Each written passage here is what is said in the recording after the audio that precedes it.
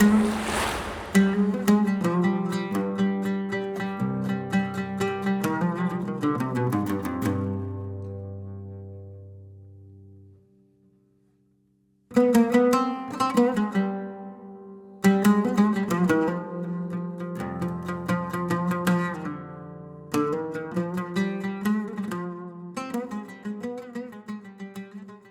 voudrais remercier pour commencer les amis d'Averroès et Milo Zartal de m'avoir invité, de m'avoir permis de me déplacer à Toulouse. Je salue aussi l'aide des amis du monde diplomatique qui sont représentés ici par leur secrétaire général Jean-Pierre Crémou.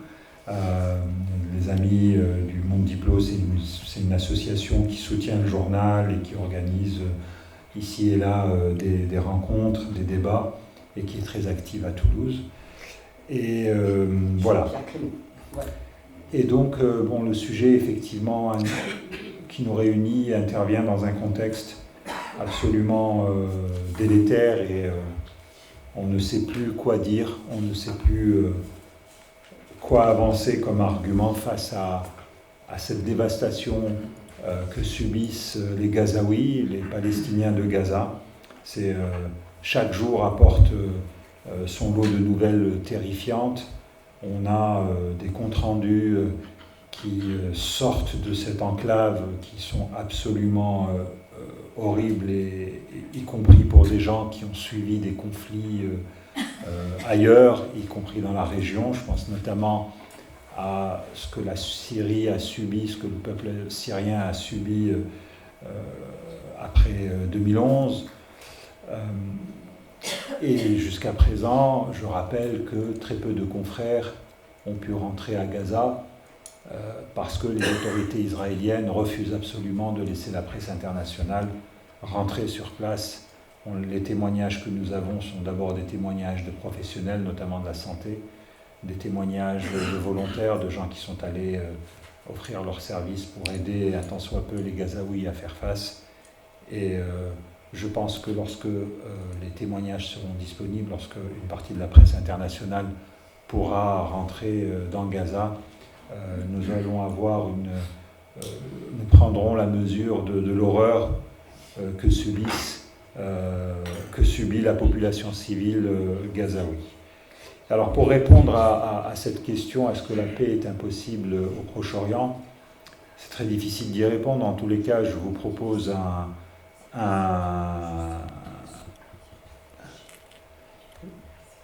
je vous propose juste une formule qui m'est venue à l'esprit, c'est que je pense qu'il n'y aura pas de paix dans la région tant que justice ne sera pas faite au peuple palestinien.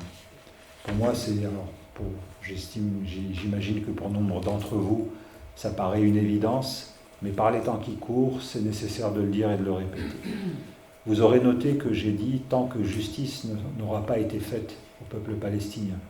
Je ne me suis pas aventuré sur la forme que doit prendre la solution politique. Je ne suis pas venu vous dire qu'il faut un État palestinien. Je ne suis pas venu vous dire qu'il faut un État binational. Je ne sais pas. C'est aux Palestiniens de déterminer ce qu'ils veulent, et c'est à eux seuls de dire ce qu'ils veulent. On a trop tendance ces derniers temps, y compris dans les médias français, à parler à la place des Palestiniens. On voit très peu de représentants du peuple palestinien s'exprimer. Et donc, c'est un jugement qui est de l'extérieur. Et par justice, effectivement, pour un peuple, c'est le droit à l'autodétermination. On en est loin. On en est loin parce que les circonstances font aujourd'hui que c'est un peuple assiégé qui est, pour reprendre le titre du bouquin sur l'Algérie, c'est un peuple dont la liberté est empêchée et qui se rend compte aujourd'hui que, au-delà des mouvements de solidarité, au-delà des mobilisations populaires auxquelles on peut assister ici et là, eh bien, ce peuple se rend compte qu'il est la victime principale aujourd'hui du double standard des grandes puissances, du deux poids, deux mesures. C'est-à-dire que tous les discours humanistes, engagés, pro-liberté qu'on peut entendre pour l'Ukraine, on les entend très peu concernant les Palestiniens. Pourquoi j'insiste sur le mot justice aussi? C'est parce que, et ça permet de résumer un peu peut-être les raisons qui ont amené à ce qui s'est passé en octobre dernier, c'est que la petite musique qu'on nous a servie depuis maintenant une dizaine d'années consistait à faire croire que un processus s'était enclenché par lequel la paix allait régner au Proche-Orient, ce processus étant la normalisation entre Israël et les pays arabes.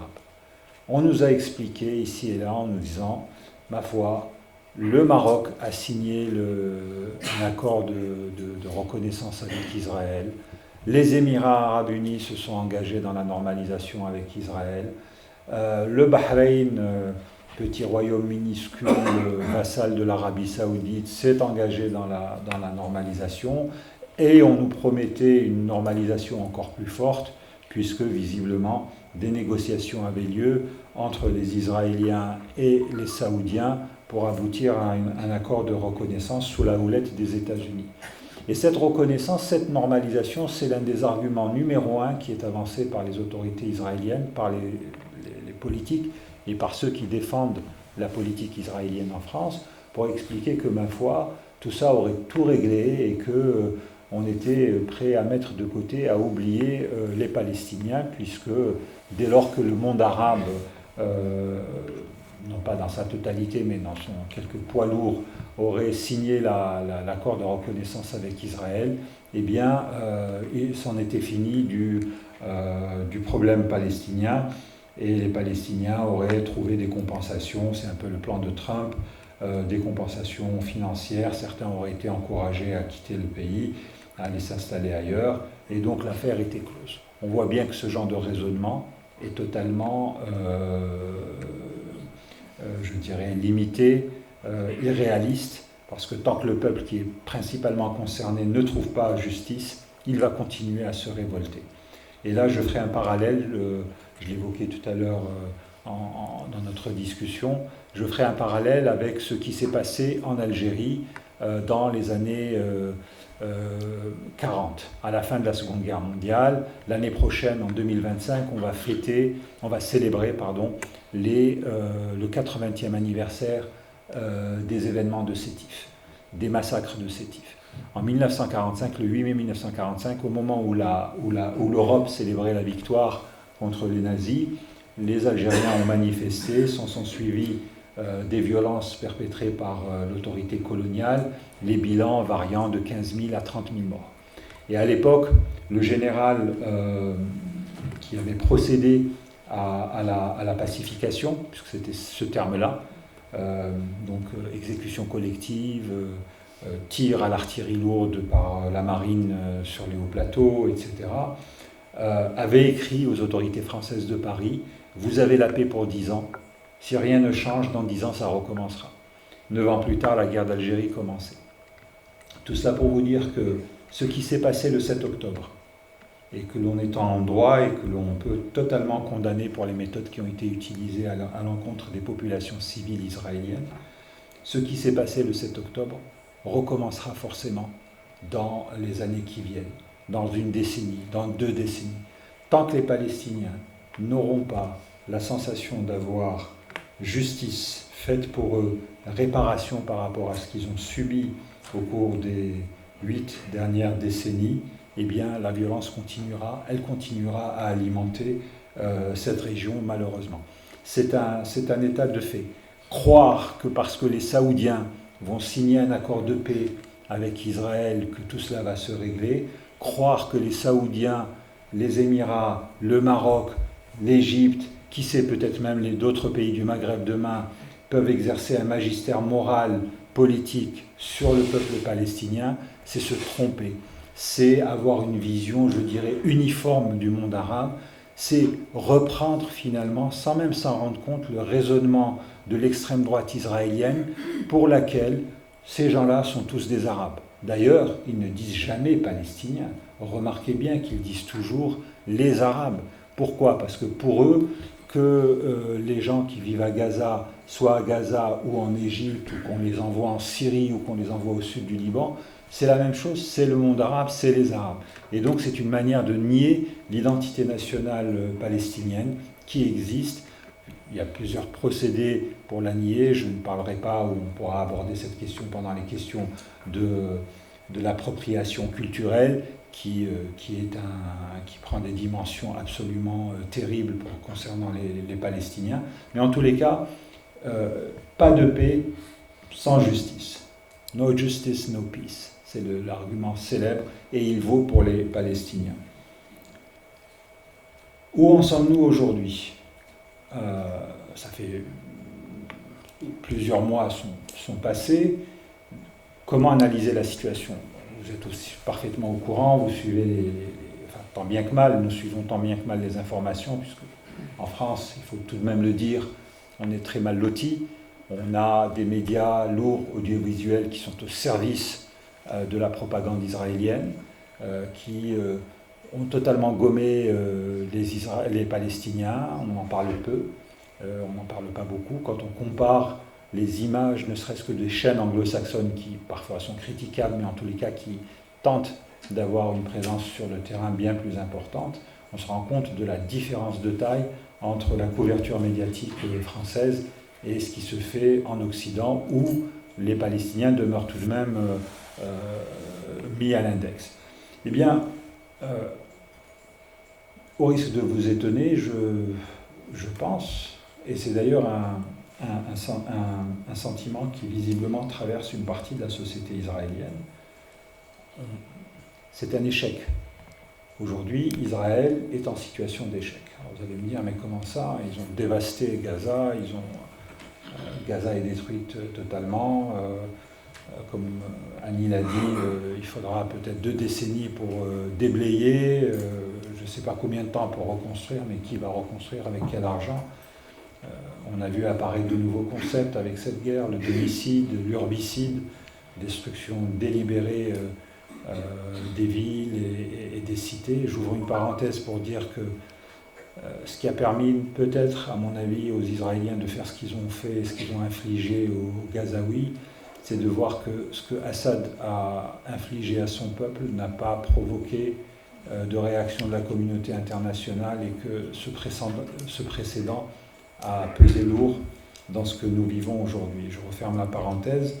Alors pourquoi pas d'échec ? Mais parce que, d'abord, les buts de guerre israéliens, qui ont toujours été assez flous, n'ont pas été réalisés. Le Hamas existe toujours. Le Hamas existe toujours.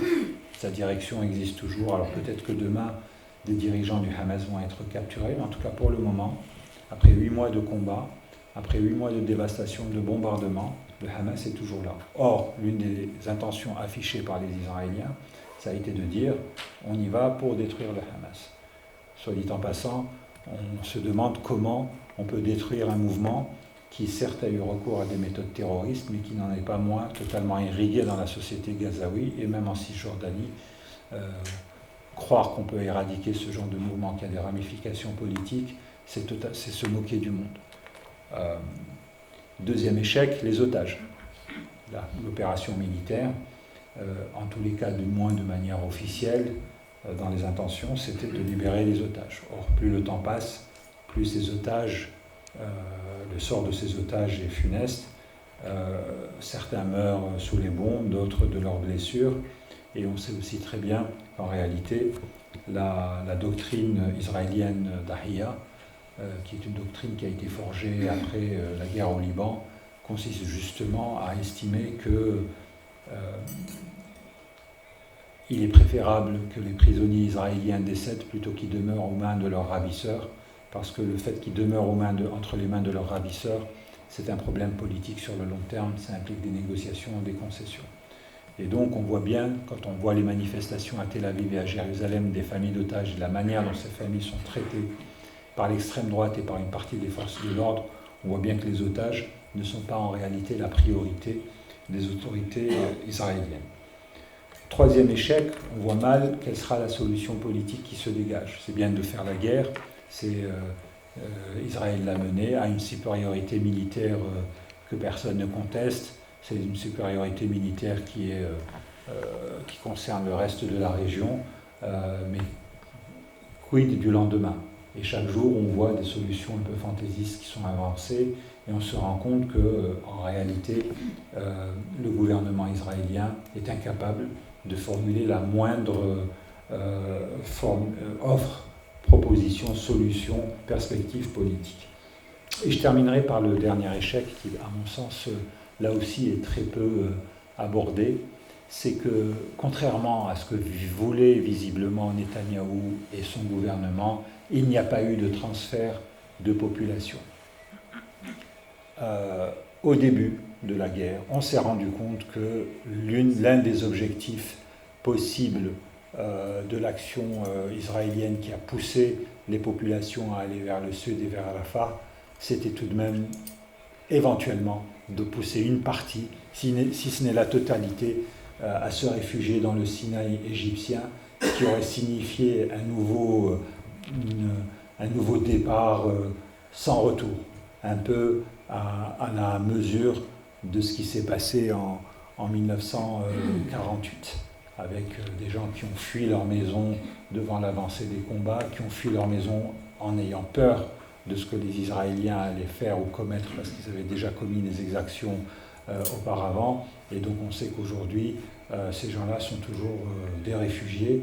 Et donc un accueil même provisoire de ces populations palestiniennes dans le Sinaï aurait été bien plus durable qu'on ne le croit, et ce provisoire aurait duré. Et ça n'a pas été possible. Les Israéliens n'ont pas réussi à le faire, ne serait-ce que parce que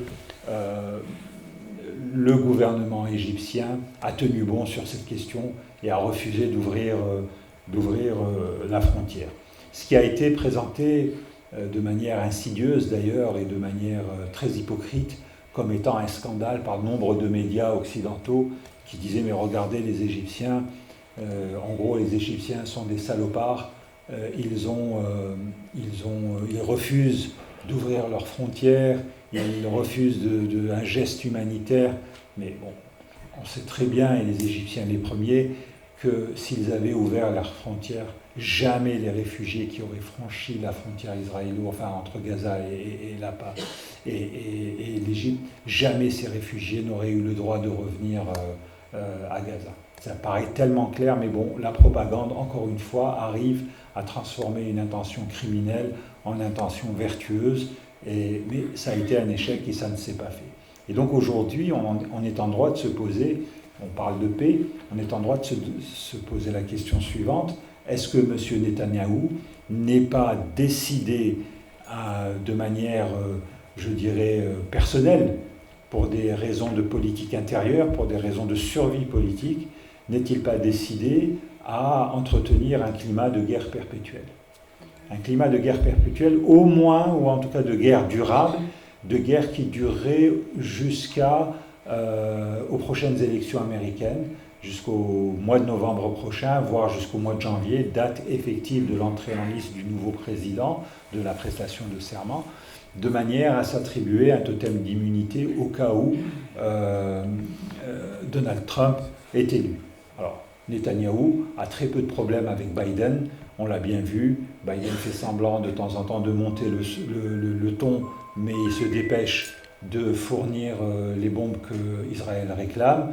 Il va de soi que l'élection d'un Trump pour Netanyahou sera une meilleure nouvelle. Je rappelle qu'une partie de l'électorat Trump est pro-israélienne, c'est l'électorat évangélique aux États-Unis, et que pour Netanyahou, l'arrivée de Trump, qui par exemple a reconnu Jérusalem comme capitale d'Israël au mépris des résolutions internationales, pour Netanyahou, ce serait une très bonne nouvelle. Donc voilà, ce système-là, dans l'absence de solution politique et de volonté cynique d'un dirigeant israélien de se maintenir au pouvoir, risque de confiner la région dans un entonnoir de violence sans fin, au grand détriment des populations civiles. Et pour terminer ce premier tour d'horizon, et qu'on poursuivra ensuite, si vous le voulez bien, par un échange, c'est la thèse que j'ai développée à Toulouse il y a quelques mois, au mois de février dernier, lors d'une réunion organisée par les amis, et dont j'ai fait ensuite un papier dans le Diplo il y a un mois ou deux, je ne me souviens plus très bien, ça passe à une vitesse. C'est que tout ce à quoi nous assistons malheureusement a pour toile de fond un affrontement qui est loin d'être réglé et qui est toujours sur la table, qui est que la vraie rivalité dans la région, le vrai dossier, ce qui est l'éléphant dans la pièce. Bon, certes, il y a les Palestiniens, et ça c'est loin d'être réglé. Il y a le sort de la Cisjordanie qui est loin d'être réglé. On le voit bien, les colons sont déchaînés, la violence qu'ils exercent à l'encontre des villages isolés palestiniens est absolument incroyable, et même les villes palestiniennes sont menacées par les incursions israéliennes. Je pense notamment à Jénine et à Naplouse.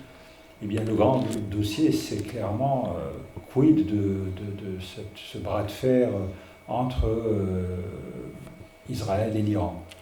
On sait que Netanyahou est obsédé par la menace israélienne, il ne fait que parler de cela, il est persuadé, il a déjà menti à plusieurs reprises, notamment devant l'Assemblée des Nations Unies, au début des années 2010, en prétendant que les Iraniens étaient à 15 jours ou 3 semaines d'obtenir suffisamment d'uranium enrichi pour fabriquer la bombe.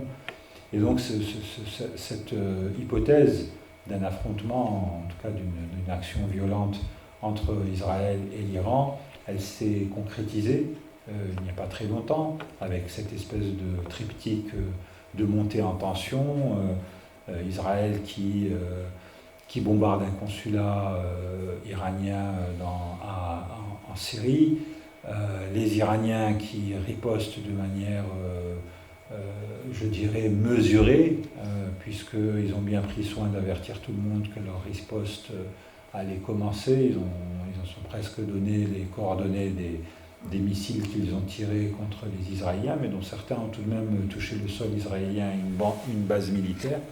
Et puis la troisième élément, les Israéliens qui ont répliqué aussi de manière, je dirais, modérée, pour qu'il n'y ait pas de montée d'emballement. Cet épisode-là, il est tout sauf anodin. Peut-être qu'on en restera là, peut-être pas. Parce que il y a une doctrine aussi, une volonté que tous les dirigeants israéliens partagent, qui est qu'il est hors de question de laisser un Iran capable de dénier la supériorité des armes à Israël. Et que le discours qu'on entend en dehors de la question palestinienne, en Israël par rapport aux voisins, est obnubilé par cette question iranienne. Ce qui en retour fait qu'au niveau des dirigeants de la République islamique, qui sont confrontés à une impopularité croissante au sein de la population, qui ont des difficultés économiques, qui sont dans une sorte de vassalité qui ne dit pas son nom vis-à-vis de la Chine et de la Russie, puisqu'ils sont soumis aux sanctions occidentales, eh bien, c'est une course contre la montre dans laquelle est engagée la République islamique. Leur postulat de base étant que si demain ils détiennent des moyens de destruction massive, l'Occident et les Israéliens y réfléchiront à 2 fois avant d'essayer de faire tomber leur régime. L'Iran, on ne le dira jamais assez, a tiré les leçons de la chute de Saddam Hussein en 2003. Saddam Hussein a été attaqué au prétexte qu'il avait des armes de destruction massive. Il n'en avait pas, mais c'est ce qui lui a coûté la chute de son régime. Et donc, l'une des grilles de lecture, notamment de ce qui se passe aussi au niveau de la frontière nord entre Israël et le Liban, avec la présence du Hezbollah, qui est tout sauf une milice au service des Iraniens.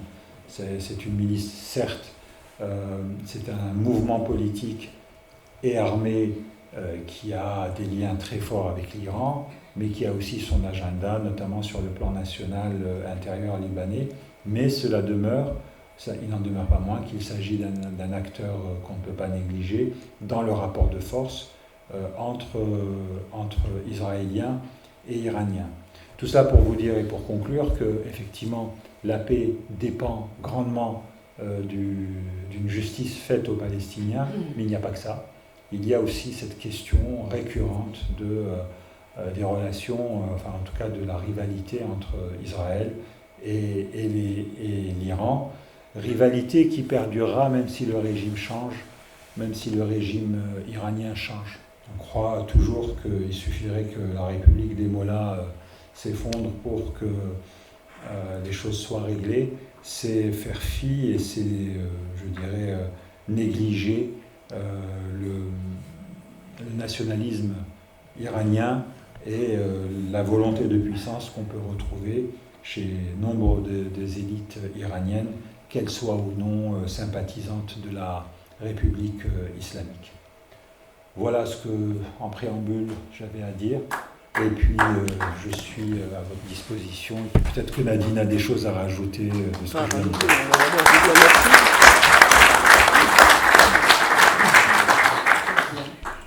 Non, moi je ne suis pas là pour rajouter. Pardon.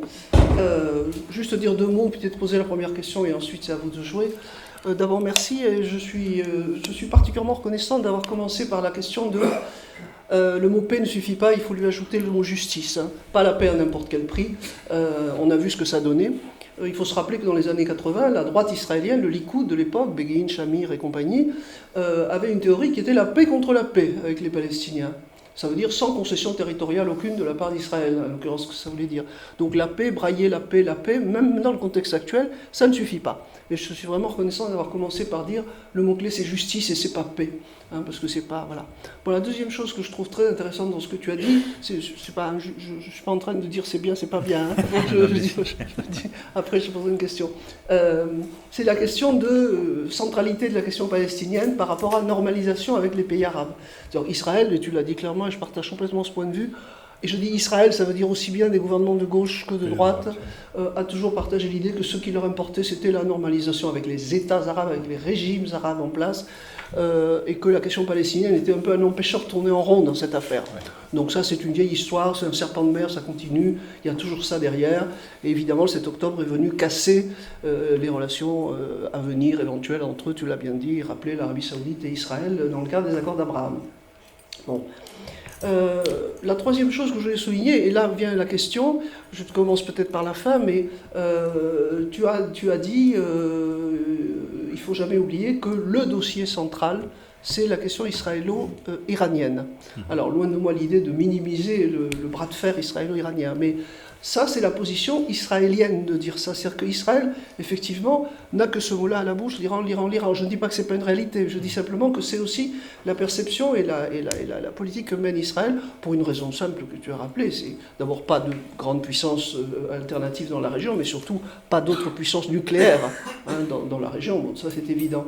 Ce que je veux dire, c'est qu'à trop insister sur la centralité de l'affaire irano-israélienne, qui existe, je ne veux pas le minimiser, mais à trop y insister, on fait un petit peu, d'ailleurs tu as rectifié avec le Hezbollah après, enfin rectifié, tu as précisé avec le Hezbollah, conduit parfois à imaginer que, eh bien, par exemple, que l'attaque du 7 octobre était voulue par les Iraniens, manipulée par les Iraniens, décidée avec les Iraniens. C'est complètement faux. Hein, ça n'a rien à voir avec ça. C'est conduit à minimiser le rôle des acteurs effectifs que sont le Hezbollah libanais, les Houthis au Yémen, Hamas en Palestine, qui sont d'authentiques mouvements avec leur agenda politique. Voilà. Donc je pense qu'on est d'accord là-dessus aussi. Oui, mais je crois qu'il faut faire attention quand on parle du dossier israélo-iranien comme le dossier central de la région. Il est majeur, mais c'est vrai que c'est les Israéliens surtout qui y insistent beaucoup. Alors moi j'aurais une question que tu n'as pas évoquée, mais que Annie a posée au début un petit peu, qui concerne ce que tu as appelé, Annie, la dégradation, même si elle est à sous-peser, c'est pas sûr qu'elle soit si avancée que ça, de l'image d'Israël à l'international.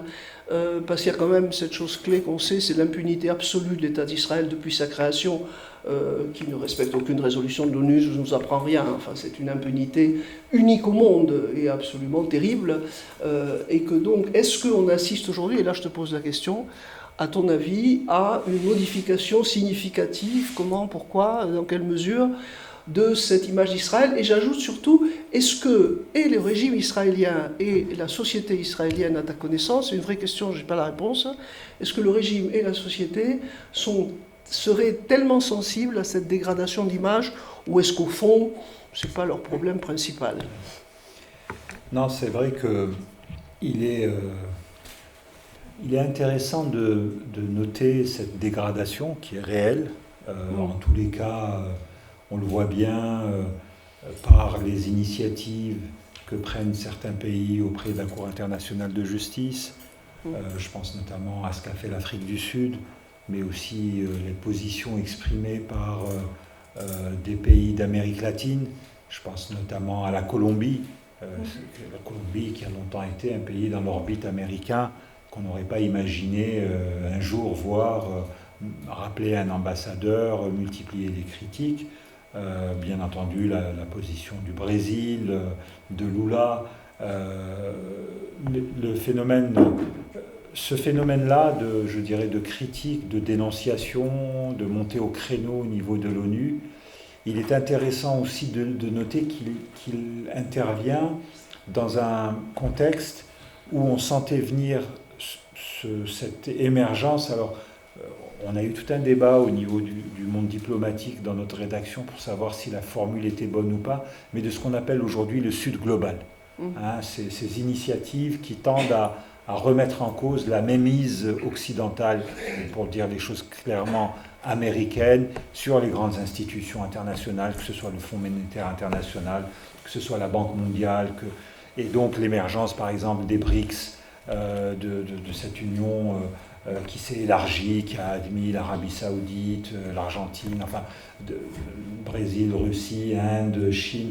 Et donc, effectivement, ce n'est plus cette espèce cette impunité perdure pour le moment, mais elle n'intervient pas dans ce contexte qui était par exemple celui de silence, même gêné, ou d'indulgence qu'on ne pouvait constater par exemple quand Israël a envahi le Liban au début des années 80, où là c'était allez-y, on regarde ailleurs, faites ce que vous voulez.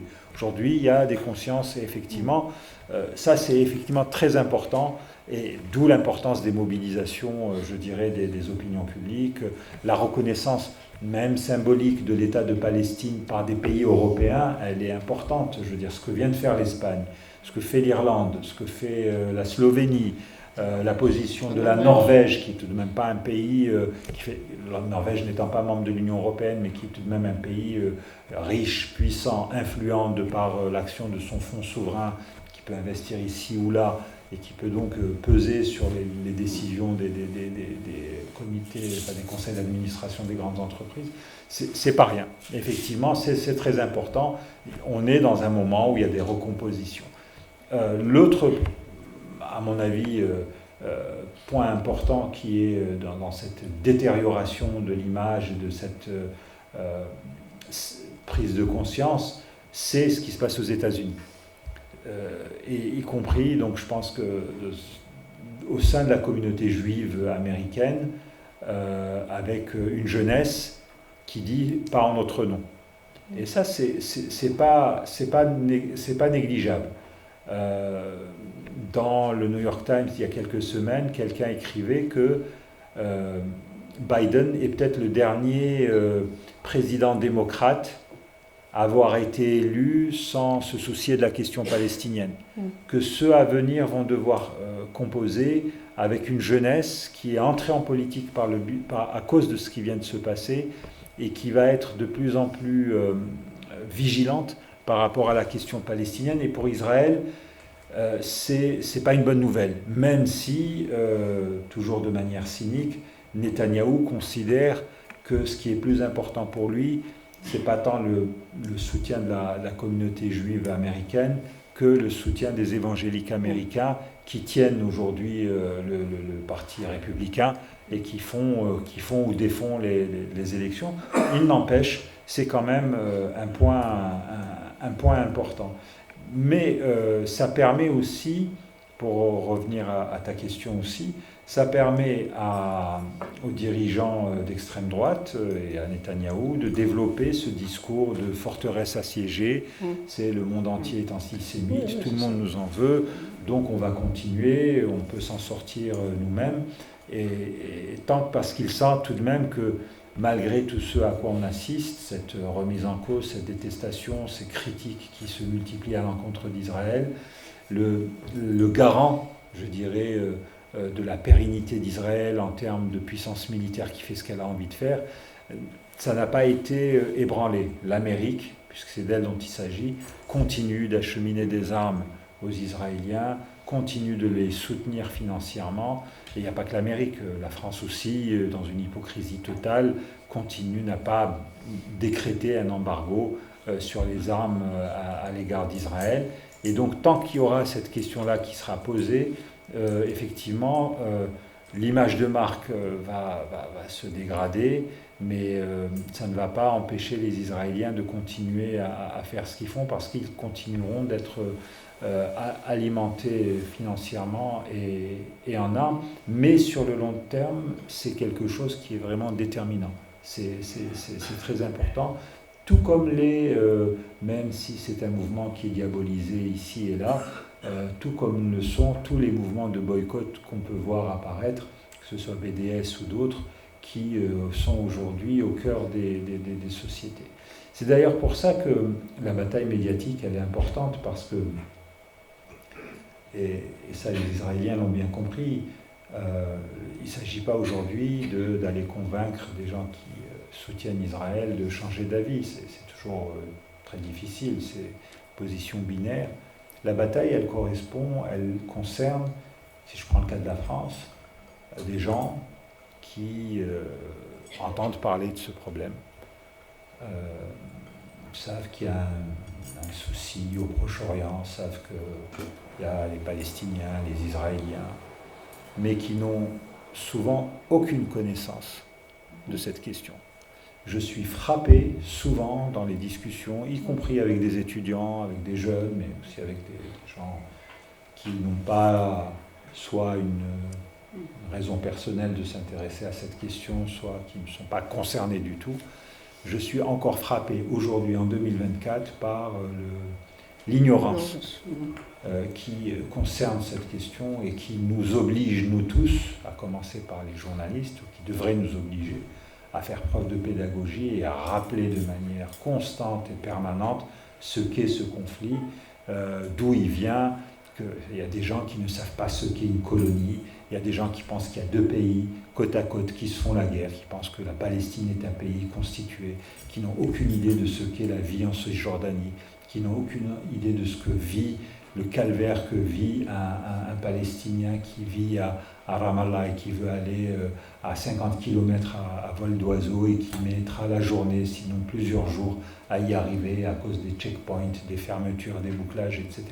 Et donc, en fait, la bataille, elle est là aussi. Elle est plus là que d'aller perdre son temps à faire un débat avec une personnalité pro-israélienne qui n'hésitera pas à avancer les arguments les plus éculés, à mentir, à accuser les Palestiniens d'être responsables de leur sort. Je pense que ça, pour le coup, c'est quelque chose d'assez dépassé aujourd'hui. Alors, concernant la France, je vais vous avouer, je ne sais pas pourquoi. Pourquoi M. Macron a changé d'avis ou a changé le cours de la politique française. Je dirais tout de même que ce recentrage, ce déni de l'héritage gaullien, puisque a commencé bien avant, a commencé plus ou moins sous Sarkozy, il s'est prolongé avec François Hollande, qui a entamé, je vous renvoie à une bande dessinée, un roman graphique d'Alain Grèche qui s'appelle Un chant d'amour, avec M. François Hollande chantant devant Netanyahou son amour pour Israël. Et puis effectivement, Emmanuel Macron qui a visiblement pris la décision d'un recentrage assez serré de la politique française à l'égard de cette question-là. Il faut dire aussi qu'il y aurait vraiment une enquête à faire et matière à réflexion. Je n'ai pas de théorie définitive là-dessus. Tout ce que je sais, c'est qu'on a aujourd'hui la mise au pas, y compris au sein de la diplomatie française, de tout ce qui a pu représenter ce qu'on a appelé la politique arabe de la France. Et ça a été progressif. Il y a aussi, je dirais, un phénomène paradoxal qui est la défaite de l'idée, enfin la défaite des néoconservateurs américains qui ont été totalement, je dirais, délégitimés par ce qui s'est passé en Irak en 2003. Il n'en demeure pas moins que leurs idées subsistent, qu'elles continuent à être défendues et à se répandre dans les appareils de la diplomatie. Peut-être qu'il y a aussi, concernant M. Macron, un calcul de politique intérieure, puisque nous vivons tout de même depuis 2 décennies en France dans un contexte d'arabophobie, d'islamophobie, et que défendre les Palestiniens, c'est peut-être pas vu comme étant quelque chose de positif sur le plan des gains électoraux à l'intérieur de l'Hexagone. Donc ce sont des hypothèses, c'est une très bonne question, beaucoup de gens s'interrogent, ne comprennent pas, tout comme les gens n'ont pas compris les propos d'Emmanuel Macron au lendemain du 8 octobre, du 7 octobre, sur la nécessité de mettre en place une alliance contre le Hamas. Ça voulait dire quoi? Ça veut dire qu'on allait envoyer des soldats français tuer des Palestiniens. Enfin, donc il y a aussi, ne négligeons pas aussi, je dirais, et je pèse mes mots, ne négligeons pas aussi le manque de connaissances de cette région dans la classe politique, dans une partie de la classe politique française, et ça rejoint ce dont je parlais tout à l'heure sur la victoire, non pas la victoire de l'opinion, mais la victoire sous forme de victoire pédagogique. Sur les manifestations, moi j'ai pas de choses à vous dire. Est-ce qu'il faut utiliser les drapeaux israéliens? Je ne sais pas, dans une manif où vous revendiquez ce que vous soutenez, et comme aujourd'hui le drapeau palestinien est devenu un problème, un signe, enfin un motif de répression, on peut vous verbaliser pour ça, c'est difficile, et de toutes les façons, l'accusation infamante d'antisémitisme, c'est l'argument facile.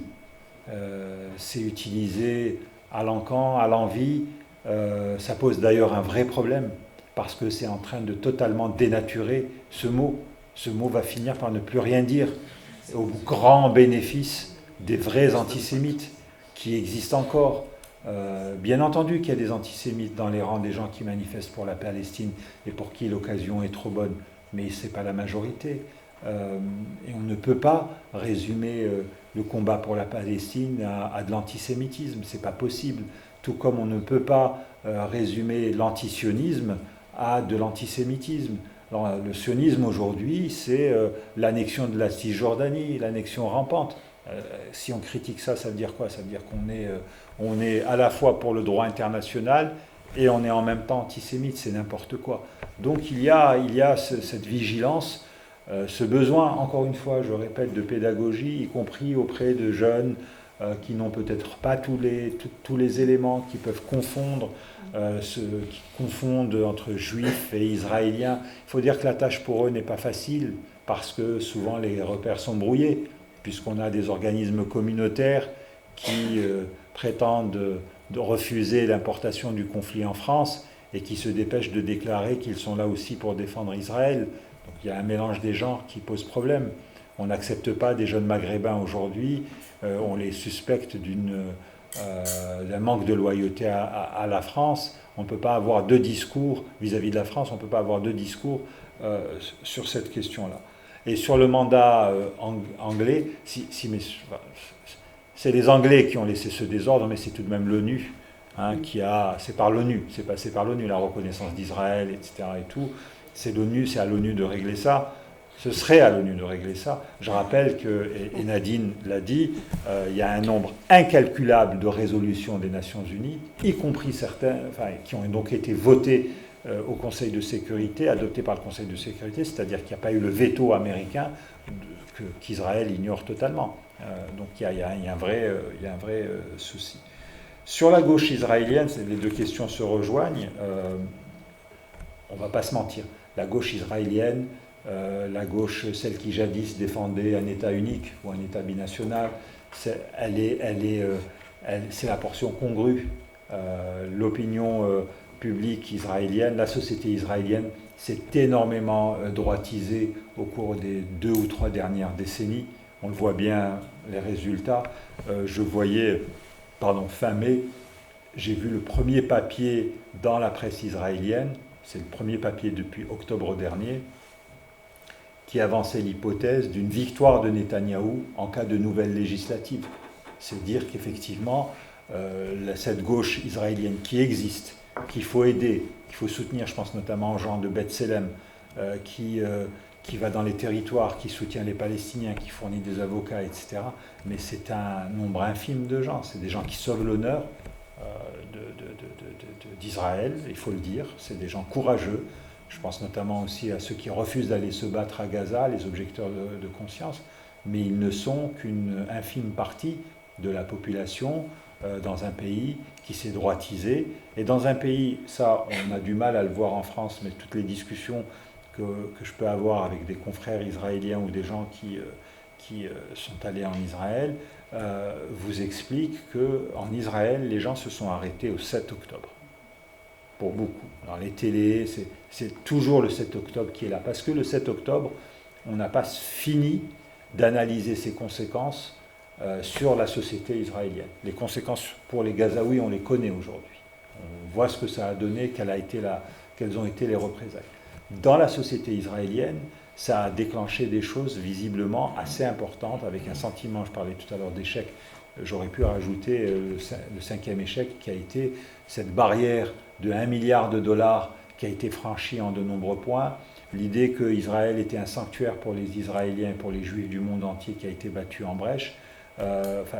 Tout ça est en train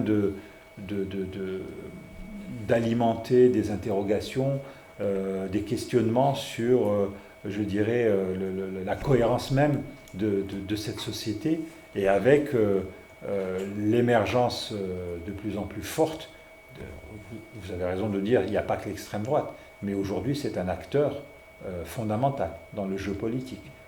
C'est un peu comme en France ou en Europe, les autres partis sont aujourd'hui obligés de courir après l'extrême droite, quitte à reprendre certains de ces arguments. Alors, l'autorité palestinienne. Le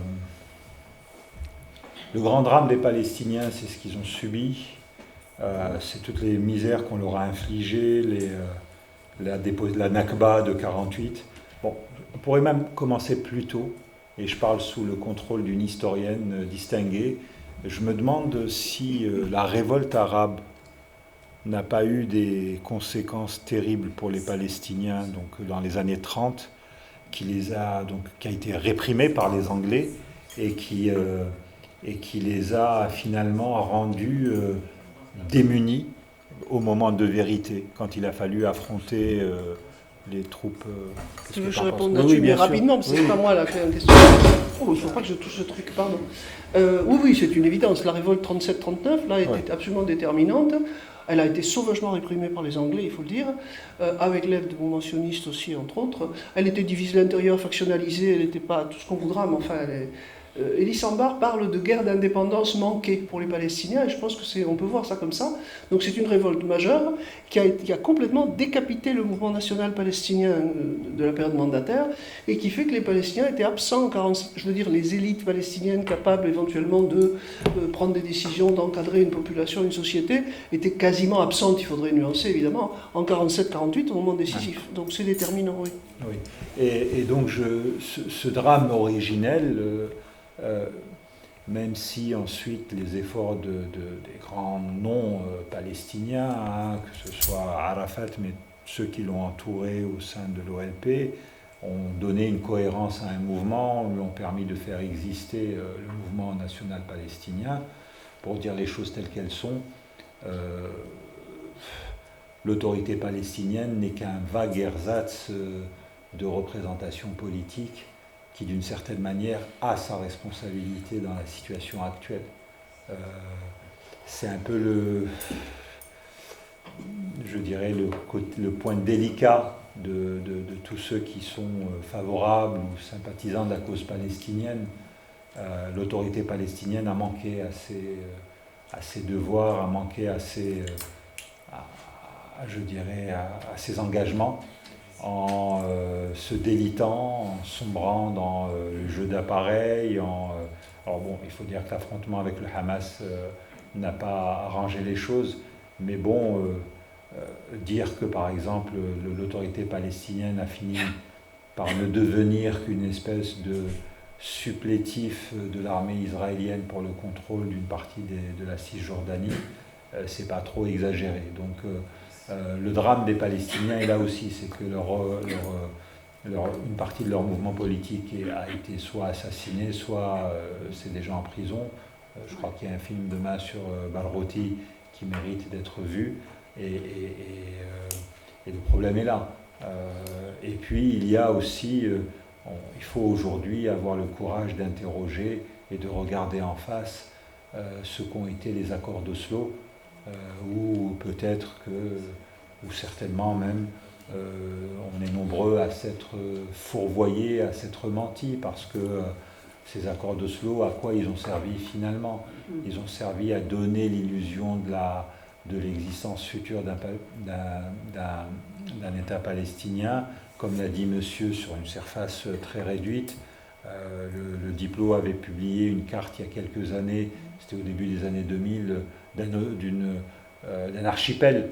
C'est des îles en fait, puisque avec les checkpoints, voilà, c'est morcelé, il n'y a pas de continuité territoriale, etc. et tout.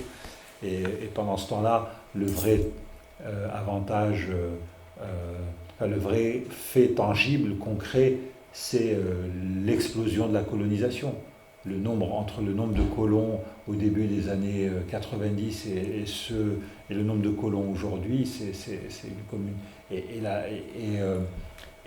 l'autorité palestinienne, même si, encore une fois, elle était démunie, abandonnée, etc., et tout, a été incapable de juguler cette explosion des colons. Et c'est un vrai souci.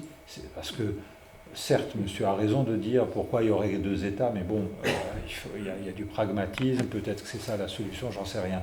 Mais à un moment donné, s'il y a un État palestinien, se posera forcément la question des colons. Est-ce que ces gens vont accepter de vivre dans un pays, même tout en gardant leur nationalité, de vivre sous la loi palestinienne, ou alors est-ce qu'on va dire aux Palestiniens, vous avez votre État, mais vous acceptez qu'il y ait des enclaves, ce qui en fait reviendra à leur dire, vous n'avez pas de souveraineté. Et si jamais demain, en imaginant que ça arrive, rappelez-vous les drames que les télés ont diffusés en boucle quand on a chassé, quand les autorités israéliennes ont obligé 5000 colons à quitter Gaza. Là, on parle de 700 000 colons. Si demain il y a une décision de leur dire vous rentrez, c'est comme ça peut se faire. J'ai discuté il n'y a pas très longtemps avec un confrère qui m'a dit, tu sais, il suffit que le gouvernement israélien dise, écoutez, nous, il n'y aura pas un seul soldat dans ce qui sera le futur État palestinien pour vous protéger. Il a dit, il y aura au moins les 2/3 des colons qui rentreront en Israël. Mais ça se fera à un prix chèrement payé, parce que ça veut dire clairement la guerre civile en Israël. Et ça, le gouvernement, les acteurs politiques qui sont capables de prendre ce risque en Israël, il n'existe pas aujourd'hui. Hein. Donc voilà un peu la réponse sur la question. Et d'ailleurs, pour faire le lien avec votre question, monsieur, sur l'Algérie et les colons, bien sûr, Sharon, et c'est un exemple que je cite à chaque fois, et je m'en excuse par avance vis-à-vis de ceux qui m'ont peut-être entendu en février dernier, mais en 2005, Ariel Sharon, donne un entretien au Nouvel Observateur. Et dans cet entretien, il a une phrase qui est d'ailleurs reprise par la rédaction du Nouvel Obs pour titrer cette interview. Et Sharon dit explicitement, ici, c'est comme l'Algérie, mais nous ne partirons pas. Voilà. Et donc voilà ce qu'il a dit. Et l'une des erreurs peut-être, mais ça il appartiendra aux historiens de le dire et de l'analyser, c'est pas un boulot de journaliste, même si on peut réfléchir là-dessus. Bon, ce qui m'a toujours frappé chez Yasser Arafat, c'est ça. Je dirais pas qu'il était obnubilé par ça, mais que l'expérience algérienne a beaucoup alimenté sa réflexion.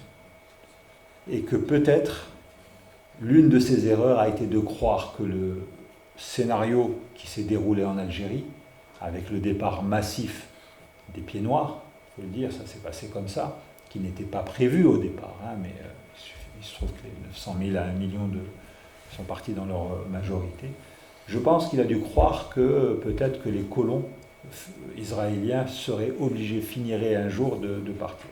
Or, comme vous l'avez dit, d'abord on a affaire à un pays minuscule, les gens n'ont pas idée de ce qu'est le côté serré et étriqué, enfin, c'est petit, c'est plus petit que...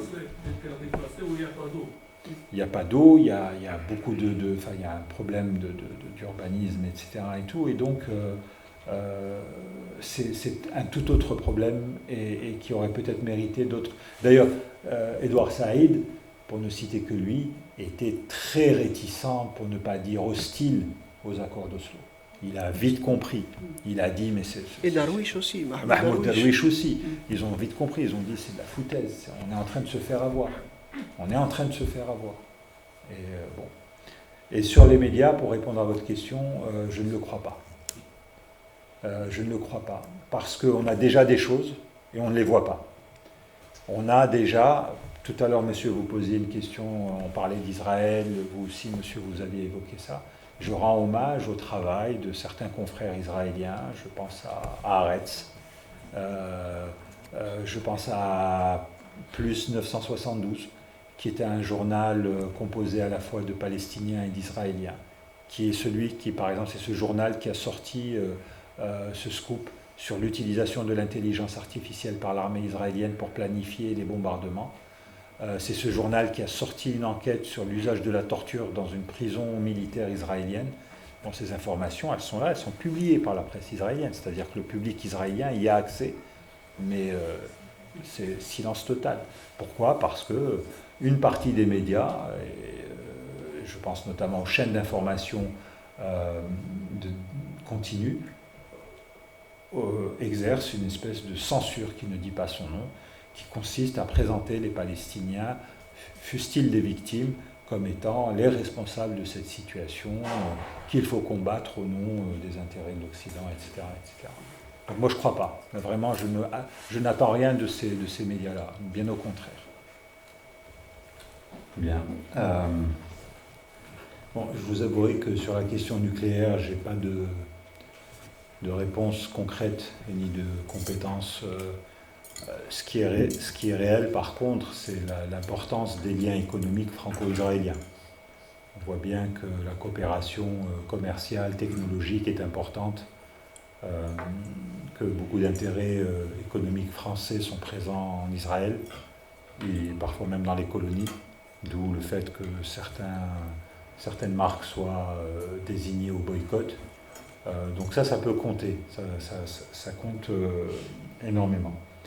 Et pendant que vous posiez votre question, m'est venue la réflexion suivante. Je pense que l'une des raisons aussi, sans faire de révisionnisme ou sans porter atteinte au crédit de ce qu'était la diplomatie arabe de la France, c'est que pendant très longtemps, il y avait la nécessité pour les pays occidentaux de veiller au grain et de ne pas mettre en péril leurs intérêts économiques vis-à-vis des pays arabes. Je rappelle que pendant très longtemps, il y a eu un boycott, plus ou moins élastique, mais réel, exercé par les pays arabes à l'encontre de certaines entreprises occidentales qui étaient soit présentes en Israël, soit qui étaient présentes dans les colonies. Il y avait un bureau du boycott installé à Damas. La Ligue arabe était censée gérer toutes ces questions-là, et donc vous aviez une vigilance tout de même à ne pas trop dépasser certaines limites de la part des pays occidentaux, parce que pouvait naître une aggravation du boycott des intérêts occidentaux dans les pays arabes, qui est quand même un marché d'à peu près 300 millions de personnes.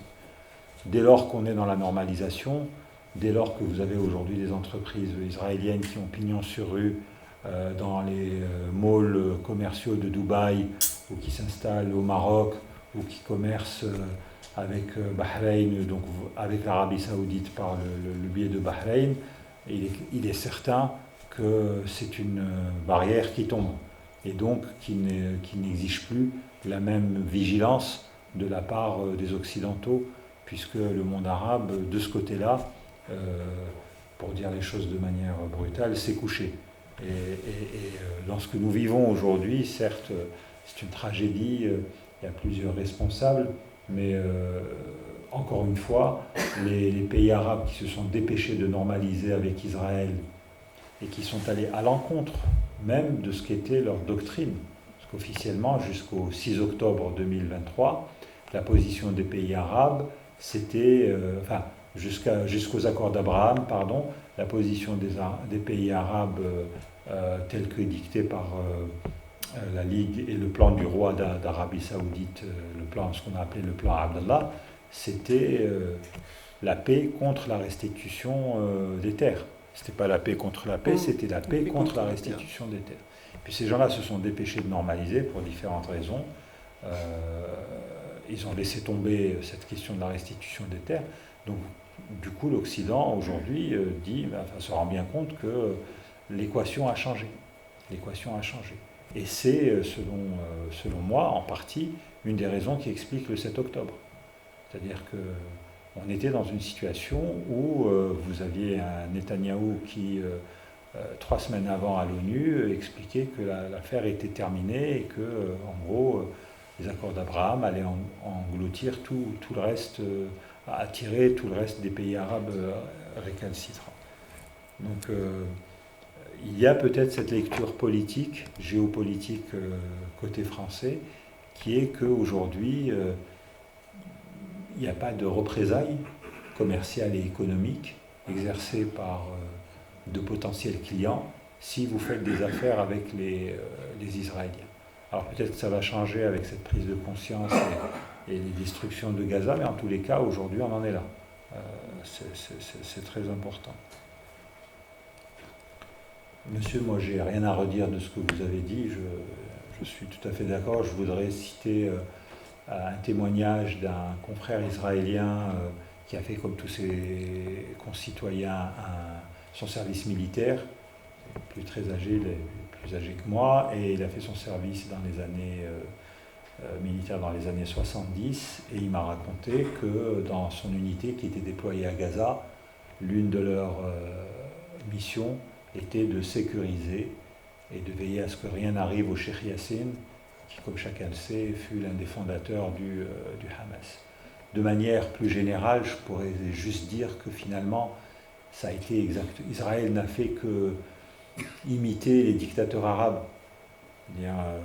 Dans de nombreux pays arabes, les dictateurs, confrontés à la contestation, confrontés à la colère de leur peuple, ont instrumentalisé l'islamisme pour faire pièce à la gauche. Si je prends le cas de l'Algérie, dans les années 70, Boumedienne, clairement, a encouragé les islamistes, notamment au niveau des campus, pour tenir tête à ce qu'on appelait à l'époque les forces progressistes, que ce soit les jeunes du parti de l'avant-garde socialiste ou les trotskistes ou toute forme de parti et d'action étudiantine de gauche. Et quand on joue aux apprentis sorciers avec ce type de mouvement, eh bien on le paye cher. Ce qui ne veut pas dire non plus qu'il s'agit de mouvements artificiels. C'est des mouvements qui naissent sur un substrat idéologique réel. Je veux dire, le Hamas, le FIS, le Front islamique du salut, les frères musulmans en Égypte, ont des racines qui plongent dans la société, dans leur société respective. Mais c'est le fait d'être incapable de les combattre politiquement qui mène au blocage, à l'impasse actuelle. Et sur les défis, pourquoi Israël peut défier? Mais Israël peut défier pour différentes raisons. Israël peut défier parce qu'elle a un protecteur puissant qui régule l'ordre du monde. C'est pas de l'anti-yanquisme primaire, mais il faut savoir ce qu'est l'Amérique, quoi, ce que sont les États-Unis, ce qu'ils imposent, ou ce qu'ils imposaient, peut-être que les choses sont en train de changer, à l'ordre du monde. Donc quand vous avez un protecteur comme celui-ci qui peut imposer un veto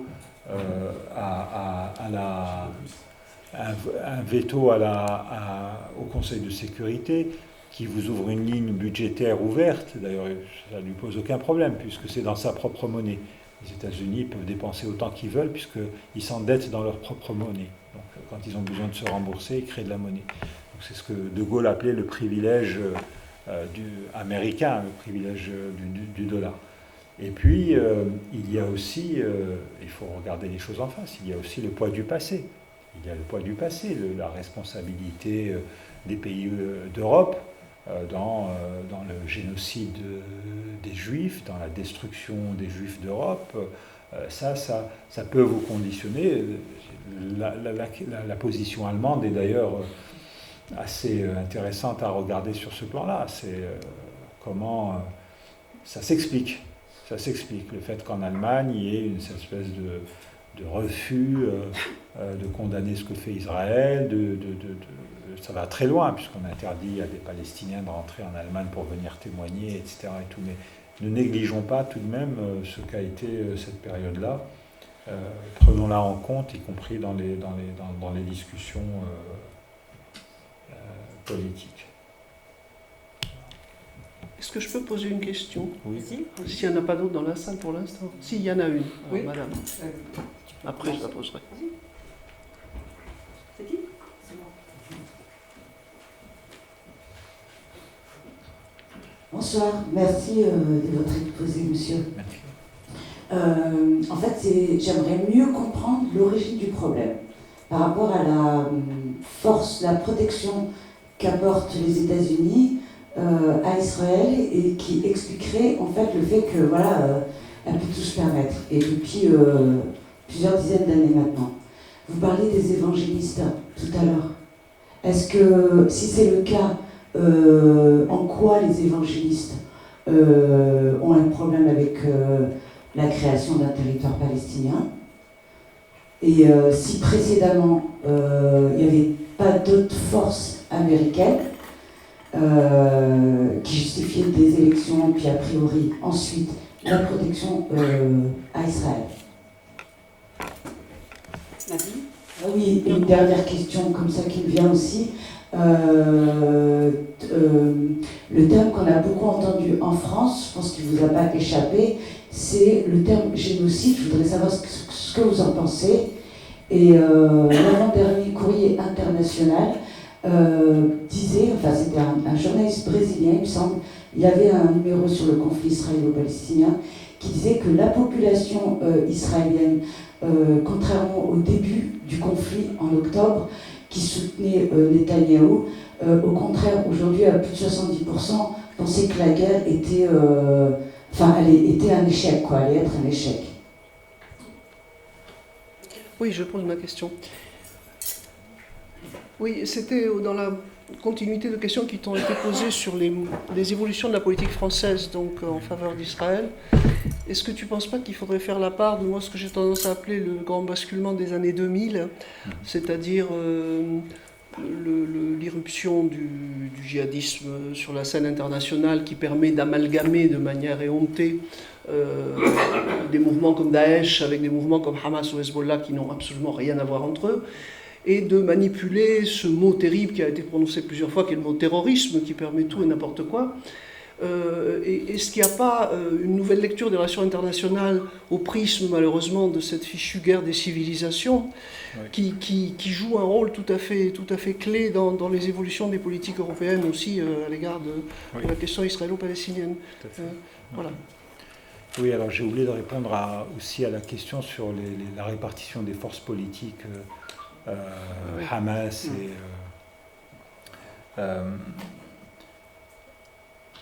là aussi, j'ai peu d'éléments sur quelle est souvent, vous jugez d'un rapport politique quand il y a des élections. Et là, vous voyez qui pèse quoi, etc.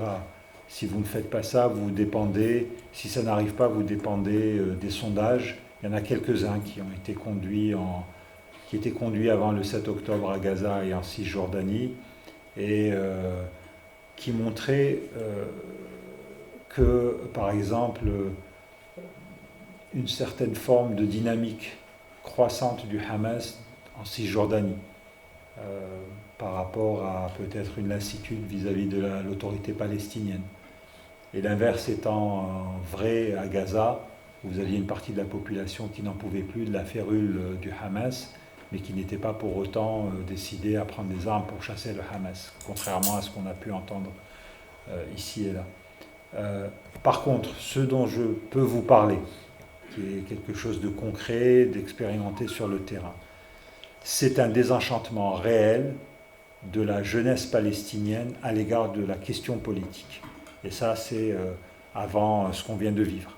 C'est-à-dire que toutes nos enquêtes, nos reportages sur place démontraient que beaucoup d'étudiants, beaucoup de jeunes ne croyaient pas en la capacité des partis politiques traditionnels palestiniens à trouver une solution et à œuvrer à leur salut.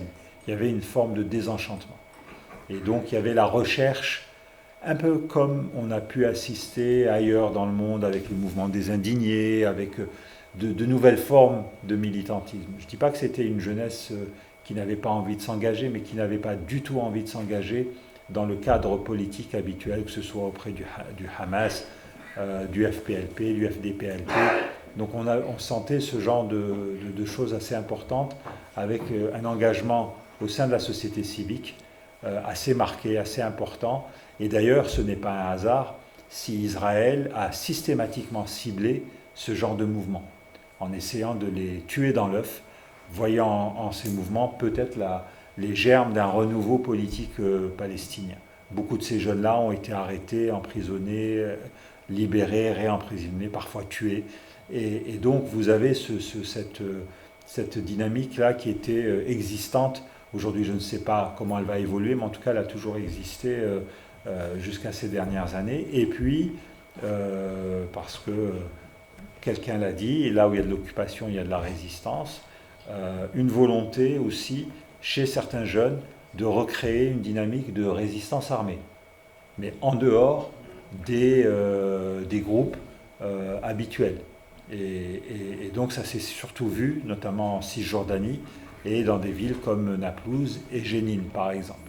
Et donc voilà où on en était à la veille du 7 octobre. Sur les évangéliques, en fait, il faut toujours partir de la... aux États-Unis, vous avez, et c'est ainsi qu'ils se définissent, des lobbies pro quelque chose. Vous avez un lobby... Vous avez un lobby pro-algérien qui est constitué de gens qui travaillent dans l'industrie pétrolière et qui essayent de faire en sorte que l'Algérie ne soit pas trop embêtée par le Congrès américain. Vous avez un lobby pro-marocain et vous avez un lobby pro-israélien assez actif, l'AIPAC, déterminé en tant que tel et décidé à défendre les opinions, les intérêts de l'État d'Israël. C'est pourquoi ça pèse? Ça pèse parce que ça finance, parce que le jeu politique américain, qui est totalement... dépendant aujourd'hui de l'argent. Je rappelle qu'aujourd'hui, pour être élu président des États-Unis, il faut dépenser plus d'1 milliard de dollars dans une campagne électorale. Donc cet argent, il vous vient des donations et de l'extérieur. Et donc, si jamais vous êtes un élu qui professe des idées un tant soit peu hostiles à Israël ou un peu trop favorables à la Palestine, vous allez avoir du mal à vous financer. Parce que la réalité du rapport de force, elle est là, c'est-à-dire c'est un rapport de force financier. Les évangéliques pensent que ce qui les intéresse, c'est pas tant les Israéliens, c'est même pas les Juifs. Je veux dire que les évangéliques, pour eux, c'est si on veut que le Messie revienne sur terre, il faut que l'État d'Israël existe, il faut que le temple soit rebâti. Et à ce moment-là, d'ailleurs, ce qui est intéressant à noter, pour eux, les Juifs devront se convertir au christianisme. Donc ça veut dire que pour le moment, c'est une alliance purement tactique. C'est un peu comme l'alliance entre M. Netanyahou et les dirigeants d'extrême droite ou antisémites d'Europe de l'Est, qui sont très contents qu'il y ait Israël, parce que pour eux, c'est l'idée que leurs juifs, entre guillemets, vont finir par partir en Israël. Donc il y a des alliances tactiques contre nature, mais elles sont là. Et donc les évangéliques votent, et je rejoins ce que dit Nadine sur la prégnance des grilles de lecture liées au djihadisme, à l'islamisme armé, etc. et tout. Il faut bien le dire, c'est un raccourci journalistique, tout ce qu'on voudra, mais nous vivons dans un monde qui a été formaté par les attentats du 11 septembre 2001. On ne dira jamais assez sur ce que cet événement planétaire a induit comme onde de choc, comme harmonique, comme secousse réplique à ce jour. La manière de voir le monde, la peur qui s'est développée, le djihadisme rend beaucoup de service à une vision néoconservatrice du monde, à une vision de choc de civilisation, entretient la peur de l'islam dans des continents où il est présent, mais de manière minoritaire. Et donc, effectivement, c'est une grille de lecture qui est en train de s'imposer de manière assez forte, parce que c'est vu comme une menace, ou c'est présenté comme une menace, et on a de la difficulté dans un monde où un attentat crée de l'émotion, etc., à amener de la réflexion, de l'explication, puisque de manière récurrente, et on en est bien conscient en France, on l'a vécu, on a des attentats qui hérissent, qui choquent, qui indignent, qui sont inexcusables et qui font que le discours, le narratif sur le choc des civilisations est à chaque fois, confronté. Et un homme politique, effectivement, comme Emmanuel Macron, ne peut pas ne pas tenir compte de cette lecture des choses qui se propage, et qui d'ailleurs se propage d'autant plus qu'il est porté aussi par une partie de ce qu'on a appelé hier la gauche. Je pense notamment à des personnalités qui viennent du Parti socialiste et qui aujourd'hui, quand vous regardez leur compte Twitter, ou ce dont ils s'expriment, il y a 20 ans, on aurait considéré qu'ils appartenaient au Front National de l'époque. Et aujourd'hui, la parole s'est totalement libérée pour présenter l'islam ou l'islamisme ou les musulmans, alors on ne dit pas tous, mais certains, l'usage de mots comme la taqiyya, par exemple, qui consiste à dire, vous savez, les musulmans, même quand ils sont modérés, faites attention parce qu'ils ont tendance à faire semblant pour tromper l'ennemi. Ah oui, la taqiyya. La fameuse taqiyya, et donc, etc. Et donc on n'en ressort pas. Et effectivement, pour des gains électoraux, c'est compliqué. C'est très très compliqué, surtout dans un pays comme la France qui n'a pas encore totalement, je dirais, résolu le legs de ces histoires coloniales, et que la présence d'une population d'origine immigrée rappelle constamment ce passé. Et dans ce schéma, l'État d'Israël est le bastion avancé de la civilisation occidentale contre la barbarie. Complètement. Arabo-islamique. C'est pas une caricature, hein, je pense que c'est... Les États-Unis ont besoin d'Israël plus qu'Israël a besoin des États-Unis. Dans cette vision. Oui, je pense. Ceci étant dit, quand les États-Unis décident que Israël doit faire quelque chose, ils le décident. En 1991, quand les Américains ont dit aux Israéliens « vous allez assister à la conférence de Madrid », c'était après la guerre du Golfe, et qu'il fallait vendre au monde entier le nouvel ordre international tel que George Bush père le préconisait, les Israéliens ont dit non, on n'y va pas. C'était à l'époque Yitzhak Shamir qui était Premier ministre. Les Américains ont dit qu'à cela ne tienne, on coupe la vanne financière, et les Israéliens sont allés assister à la conférence de Madrid. Donc il y a un moment où potentiellement les Américains peuvent, s'ils le veulent, et je pense qu'ils sont les seuls à pouvoir le faire, parce que, encore une fois, ils aident financièrement, militairement les Israéliens, mais cette volonté, on voit bien qu'elle n'est pas du tout chez M. Biden, qui fait partie, je le rappelle, des hommes politiques américains qui ont été le plus financés par l'AIPAC, le lobby pro-israélien. Et que dans les années 70, puisque c'est quand même un vétéran de la politique américaine, dans les années 70-80, c'est quelqu'un qui n'était pas hostile à l'idée d'une annexion de la Cisjordanie par Israël. Donc ces gens, ils ne viennent pas de nulle part. Ils ont leurs idées et ça peut expliquer aussi leur position aujourd'hui qu'on peut qualifier de timorée et de peu motivée à défendre le droit des Palestiniens. Des questions? Moi, je vais peut-être poser une question, puisque tu as parlé donc, d'Israël pour diverses raisons, donc en situation d'échec. Alors la paix impossible, bon, c'est à plusieurs. Alors en face, qu'y a-t-il? Quelle est la représentation du Hamas dans la population palestinienne de Cisjordanie? D'abord, qu'est-ce qu'il représente? Et quels vont être les interlocuteurs, enfin, s'il y a une rencontre? De toute façon, on négocie qu'avec ses ennemis. Et, est-ce que les Israéliens sont prêts à le faire aujourd'hui? J'en suis pas très sûr, puisque aujourd'hui, c'est l'agenda guerrier qui est déterminant. Et encore une fois,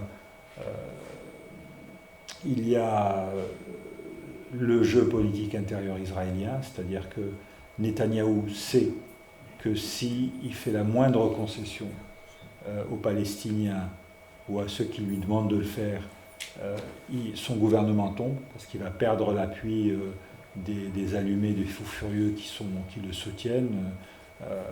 Et donc, tant qu'il n'a pas l'assurance de pouvoir monter un autre type de coalition, c'est une hypothèse que la presse israélienne traite souvent, en disant Netanyahou est en train de discuter avec d'autres forces politiques, dites centristes ou de droite classique, pour éventuellement, si demain il dissout et qu'il y a de nouvelles élections, monter une nouvelle coalition qui lui permettra de survivre politiquement.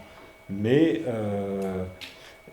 tout à l'heure, quelqu'un a dit c'est un échec sur 70% de la population estime que la guerre est un échec, etc. et tout. En fait, les gens, souvent, jugent Netanyahou responsable, mais ce n'est pas pour autant qu'ils sont prêts à défiler pour un État palestinien. Et c'est ça la différence. C'est-à-dire qu'ils peuvent être opposés à Netanyahou, mais absolument pas dans des considérations favorables aux Palestiniens. Et d'ailleurs, on l'a bien vu quand il y avait, avant le 7 octobre, quand il y avait les manifestations contre la réforme de la justice en Israël, contre Netanyahou, contre le projet de Netanyahou. Les gens étaient dans la rue, souvent avec un nombre impressionnant, que ce soit à Tel Aviv ou à Jérusalem. Et ce n'est que vers la fin, à partir du début de l'été, qu'on a commencé à avoir dans les cortèges, de manière réelle mais toujours marginale, des gens défiler contre la colonisation. C'était deux combats totalement distincts. Il y a eu des convergences, notamment à Tel Aviv, où plusieurs organisations israéliennes qui sont opposées à la colonisation ont fini par manifester. Mais le 7 octobre a balayé tout ça.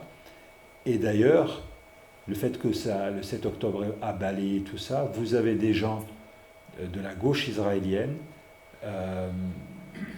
qui étaient hostiles à la colonisation, qui sont souvent favorables aux droits des Palestiniens, qui ont eu une période assez critique parce qu'ils étaient furieux, à la fois choqués par ce qui venait d'arriver, bien entendu, mais aussi furieux contre le Hamas, parce qu'ils considéraient que d'une certaine manière, le Hamas avait saboté leur mouvement de protestation contre Netanyahou, et donc, d'une certaine manière, rendu un fier service à Netanyahou. Et c'est un discours qui tient dans les médias en disant, finalement, c'est le couple infernal qui cède à chaque fois. Mais du point de vue de la Cisjordanie, du point de vue de Gaza et du Hamas, quelle est sa représentation maintenant? C'est difficile à savoir, ça. C'est difficile à savoir. Il n'en demeure pas moins que le Hamas, il faut dire la vérité, après les attaques du 7 octobre, il y a eu un mouvement de sympathie très fort à l'égard du Hamas, notamment en Cisjordanie. Il y a eu des postes, il y a eu des... Mais en l'absence, encore une fois, soyons prudents, en l'absence d'élections, de sondages sérieux et tout, c'est très compliqué d'avoir une idée là-dessus. Encore des dernières questions?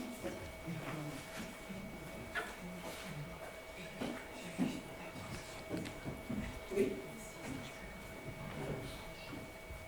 Oui, je voulais vous poser la question et je vous remercie pour tous ces détails, c'est très pédagogique, c'est très énorme, ce que vous faites, un travail énorme. Qu'en est-il du Mossad? Quel boulot il a fait ou n'a pas fait pour que le 7 octobre arrive?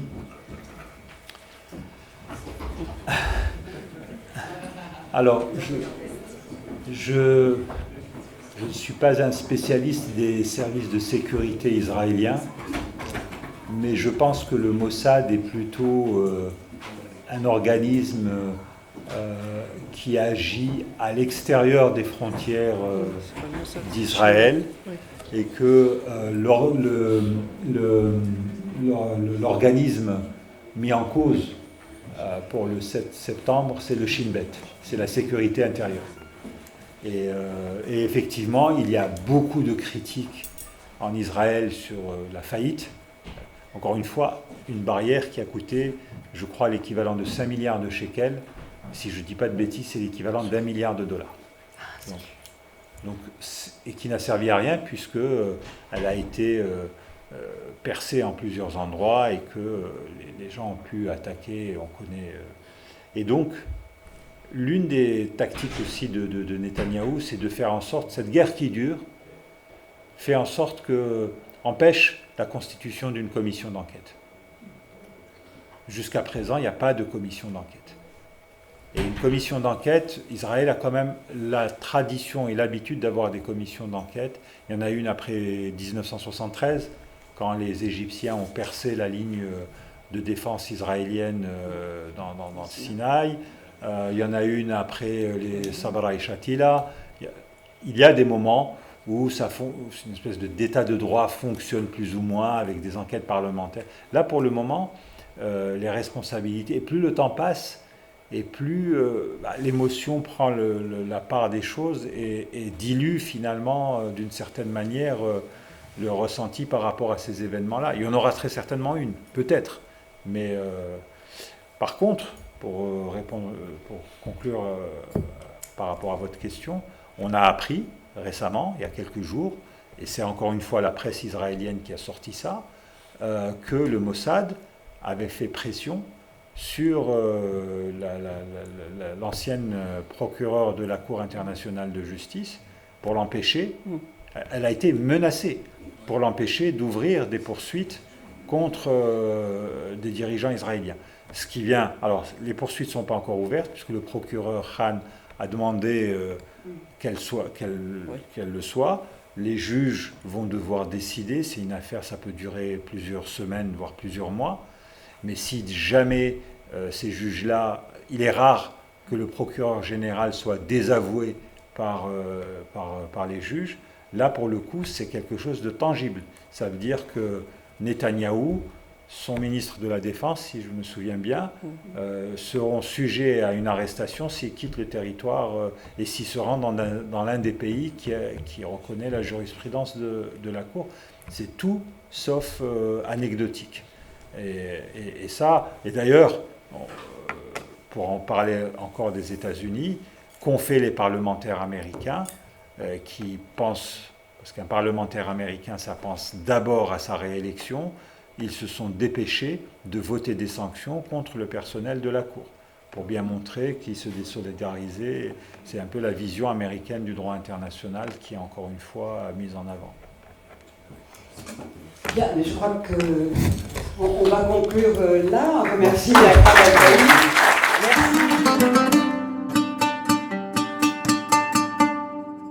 Merci.